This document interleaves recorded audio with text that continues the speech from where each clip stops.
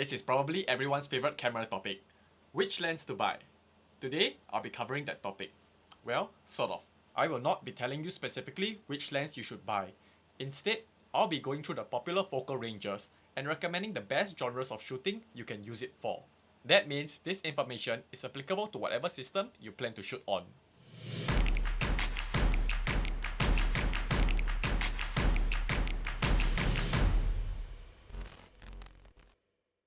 Hey guys, what's up? My name is Bernard and welcome to the channel.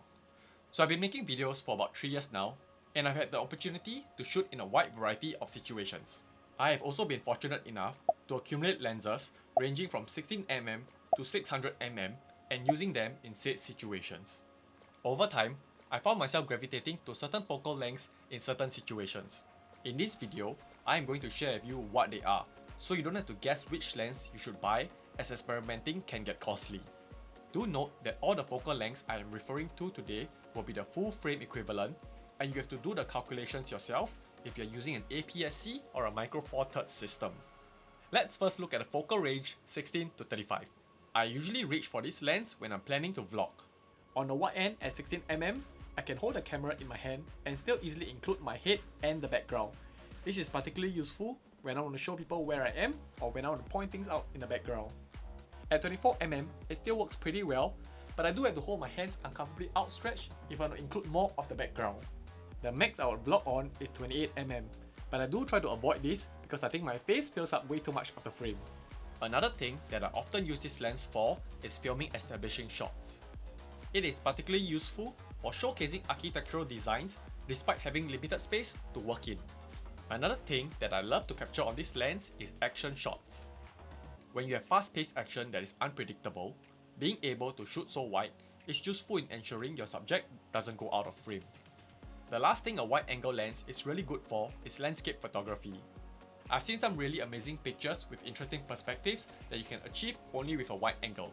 These 4 reasons are why I think you should add the 16 to 35mm focal range into your kit. Another focal range I would like to talk about is the 12 to 24mm. Although I've not personally used this focal range before, I have a pretty good idea who this focal range is meant for. I believe that this lens is perfect for people who shoot real estate or do landscape photography. Although it sounds like it has the same users as the 16 to 35mm, I do think that the 12 to 24 focal range is more of a specialty lens, while the 16 to 35 will be more versatile. The next lens is probably my favorite focal range and the most versatile one. I always tell people that if you can only buy one lens, or you have to pick the first lens to buy, this is the one you should go for. At the wide end of 24mm, it is wide enough for establishing shots. It is also wide enough for vlogging, like I've mentioned earlier on, and you can make do with it for capturing action shots, although it may not be ideal.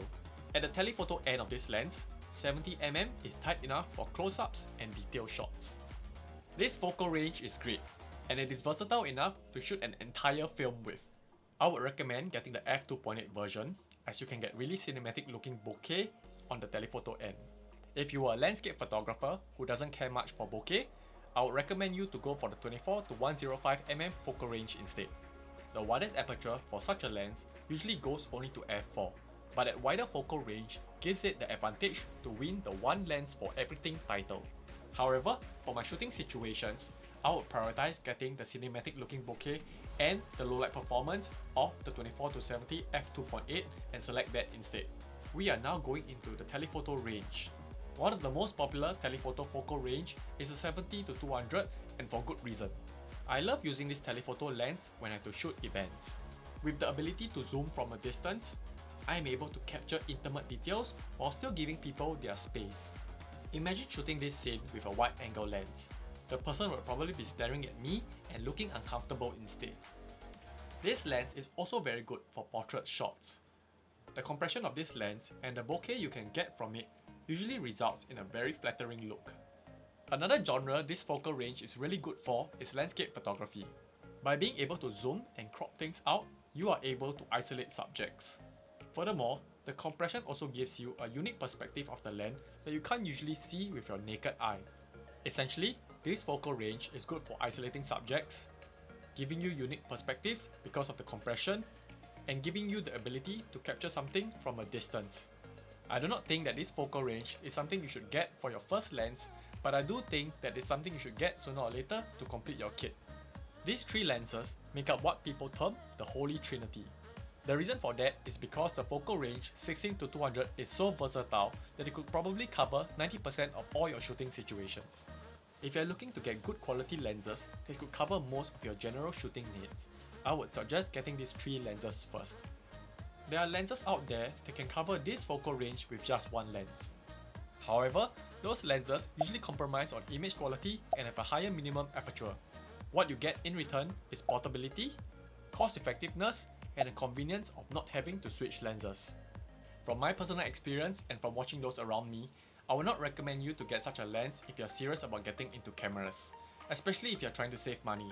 It won't be long before you end up selling this lens to buy a better one, and in the long run, you'll end up spending more. My personal opinion will be to save up and get a good lens from the start, and it'll be good enough to last you for the next 3 to 5 years. You will thank me for this tip. Like I recommended earlier, if you only have the budget for one lens, get either the 24 to 70 or the 24 to the 105. However, if you do have the budget for two lenses, I would actually recommend that you get the 16 to 35 and the 70 to 200 instead. You can also consider getting a nifty 50 prime lens to fill up the gap, and those lenses can be quite affordable. The next two focal ranges we'll be looking at will be quite interesting because they belong to the super telephoto focal range. First up is the focal range 100 to 400. Although I do not specifically have that lens with me now, I have used it before, so I know how it feels. I also use a 2x teleconverter on my 70 to 200 to effectively get that focal range when I need it. Although the range may not be as versatile as the 70 to 200, this focal length is still pretty fun to shoot on. I think that 100 to 400 is perfect for landscape photography. On top of that, it unlocks wildlife shooting capabilities. You may think that 400mm may not be enough reach for wildlife, but it is actually good enough. I must admit that on certain occasions, you would wish you had extra reach, especially if you are photographing a small or skittish animal. But to be honest, it is good enough most of the time.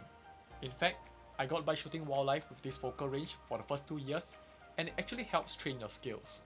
To summarize, this focal range may not be as suitable for event style shoots, but for other genres like landscape, wildlife, or even some corporate shoots, this focal range can actually help your work stand out more.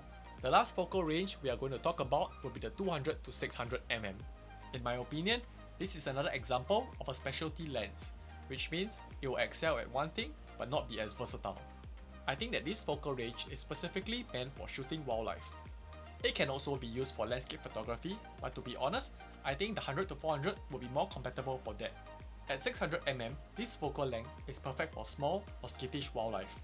I think that the users for this focal range is pretty straightforward, and people usually only get this when they know exactly what they want to do with it.